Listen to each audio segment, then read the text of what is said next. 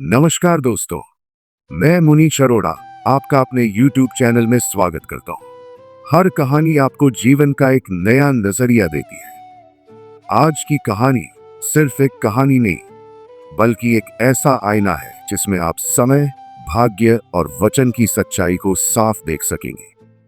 क्या वाकई कोई किसी और के भाग्य का खाता है?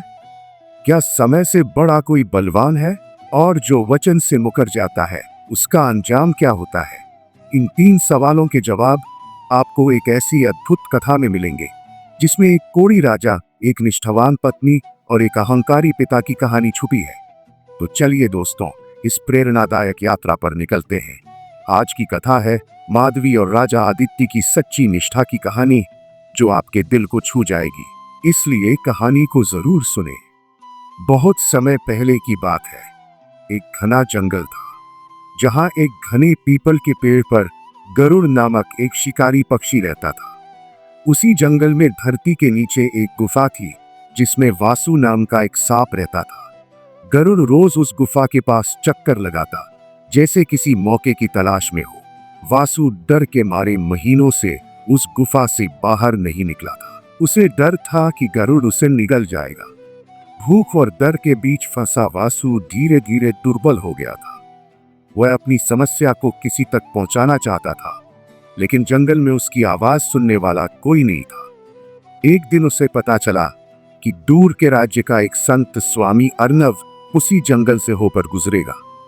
वासु ने गुफा के बाहर से ही आवाज दी, हे यात्री, क्या आप मेरी बात संत अर्नव तक पहुंचा सकते हैं? संयोग से वही यात्री कोई और नहीं बल्कि स्वयं स्वामी अर्नव ही थे, जो साधु वेश में जंगल भ्रमण पर निकले थे। उन्होंने पूछा, कहो नागराज, क्या समस्या है? वासु ने कहा, स्वामी जी, गरुड़ मुझे खाने की ताक में है। मैं महीनों से इस गुफा से बाहर नहीं निकला। आप कृपा करके मुझे यहां से सुरक्षित निकाल दे। स्वामी अर्नव को सांप पर दया आई। सांप ने कहा, स्वामी जी, यदि आप मुझे अपने कमंडलों में छुपा ले तो गरुड़ मुझे नहीं देख पाएगा। स्वामी सहर्ष तैयार हो गए। जैसे ही वासु स्वामी के कमंडलों में घुसा, उसने अपने असली रूप का परिचय दिया। मैं एक मायावी नाग था। कुछ दूरी पर जाकर उसने कमंडलू से निकलने से मना कर दिया। उसने कहा, स्वामी, अब मैं यही रहूंगा, मुझे बाहर निकालने की कोशिश मत कीजिए। और देखते ही देखते स्वामी अर्नव के शरीर में विष फैलने लगा। शरीर से बदबू आने लगी, चमड़ी गलने लगी और संत का स्वरूप बदलने लगा। वे एक सामान्य कौड़ी जैसे लगने लगे। संत समझ गए कि यह उनके विश्वास का दुरुपयोग हुआ है। उन्होंने जंगल में एक कुटिया बना ली और वहीं रहकर साधना करने लगे। इधर एक दूसरा राज्य था, राज्य काशीगढ़। वहां का राजा रघुनाथ बहुत घमंडी था। उसकी 3 बेटियां थी, संध्या, कनक और माधवी। एक दिन उसने अपनी बेटियों से पूछा, बेटियों, बताओ तुम किसके भाग्य का खाती हो? संध्या और कनक ने तुरंत जवाब दिया, पिताजी, हम तो आपके भाग्य की रोटी खाते हैं। परंतु माधवी ने कहा, पिताजी, मैं अपने कर्म और भाग्य का खाती हूँ। राजा रघुनाथ को यह उत्तर अपमानजनक लगा। उसने उसी समय आदेश दिया कि माधवी का विवाह किसी भिखारी या अज्ञात व्यक्ति से करवा दिया जाए, ताकि उसे उसके भाग्य का एहसास हो सके। राजा के मंत्री ने माधवी को जंगल की ओर ले जाकर उसी साधु स्वामी अर्नव के पास उसका विवाह करा दिया। वह साधु उस समय कोढ़ी अवस्था में थे। माधवी को जब पता चला कि यही उसके पति हैं, तो उसने न तो रोना रोया और न ही अपने भाग्य को कोसा। उसने मन में ठान लिया कि वह अपने पति की सेवा करके उन्हें स्वस्थ बनाएगी। वह दिन रात सेवा में लगी रहती।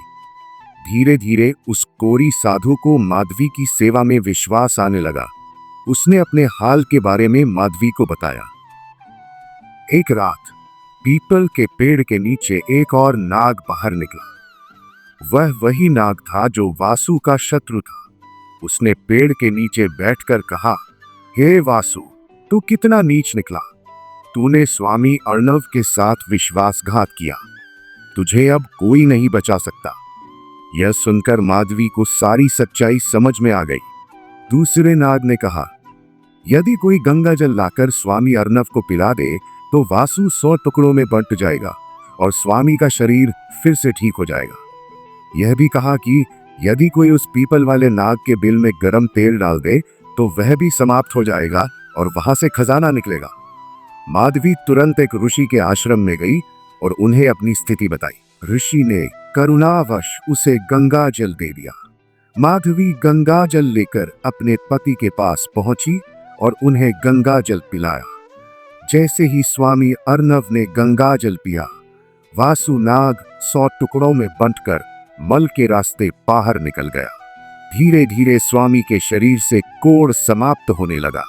कुछ ही दिनों में वह फिर से अपने तेजस्वी रूप में लौट आए। स्वामी अर्णव, जो वास्तव में एक छुपे हुए राजा थे, उनका असली नाम राजा आदित्य था और वे ध्यान साधना के लिए ही इस स्वरूप में जंगल आए थे। माधवी ने उनसे कहा, स्वामी, अब हमें उस दूसरे नाग का अंत भी करना है। राजा आदित्य ने जंगल से एक पीपा तेल मंगवाया। माधवी ने उस तेल को गर्म करके नाग के बिल में डाल दिया। नाग वहीं समाप्त हो गया। राजा आदित्य ने फिर उसी स्थान की खुदाई करवाई जहां से उन्हें खजाना प्राप्त हुआ। तब राजा आदित्य ने माधवी से कहा, माधवी, तुम ही मेरे जीवन की असली भाग्यशाली हो। आज मैं पुनः राजा बन पाया हूं तो सिर्फ तुम्हारी सच्ची निष्ठा और विश्वास के कारण। उन्होंने जंगल में ही एक सुंदर महल बनवाया। उधर राजा रघुनाथ का भाग्य पतन की ओर बढ़ने लगा। शत्रु राज्यों ने उसकी सेना को हराया, उसका राज्य छीन लिया गया और वह अपनी दोनों बेटियों के साथ जंगल में भटकने लगा। भूखा प्यासा और फटे वस्त्रों में एक दिन वह उसी महल के पास पहुंचा जो राजा आदित्य ने बनवाया था। माधवी ने एक सेवक भेजा और उन्हें भीतर बुलवाया। जैसे ही राजा रघुनाथ आया, माधवी ने उनके सामने आकर कहा, पिताजी, मैं वही माधवी हूं जिसे आपने अपने भाग्य से दूर भेज दिया था। आपने मुझसे पूछा था कि मैं किसके भाग्य का खाती हूं। आज देखिए, मैं अपने भाग्य का खाती हूं। राजा रघुनाथ की आंखें नम हो गई। उसने अपनी बेटी से क्षमा मांगी। तब राजा आदित्य ने कहा, इस संसार में सबसे बलवान यदि कोई है तो वह है समय। समय ही इंसान को राजा बनाता है और वही उसे भिखारी भी बना सकता है। और कोई किसी के भाग्य का नहीं खाता, हर कोई अपने भाग्य का ही खाता है। और जो अपनी वाणी से मुकरता है, उसका अंत वही होता है जो उस नाग का हुआ। तो दोस्तों, इस कहानी से हमें 3 गहरी सीखें मिलती है। पहला, कोई किसी के भाग्य का नहीं खाता। दूसरा, संसार में सबसे बलवान समय होता है। और तीसरा, जो अपने वचन से मुकर जाता है, उसका विनाश निश्चित होता है। अगर आपको यह कहानी पसंद आई हो तो इसे लाइक करें, शेयर करें और ऐसी ही प्रेरणादायक कहानियों के लिए कार्टून मस्ती विद दीपांशी चैनल को सब्सक्राइब करें।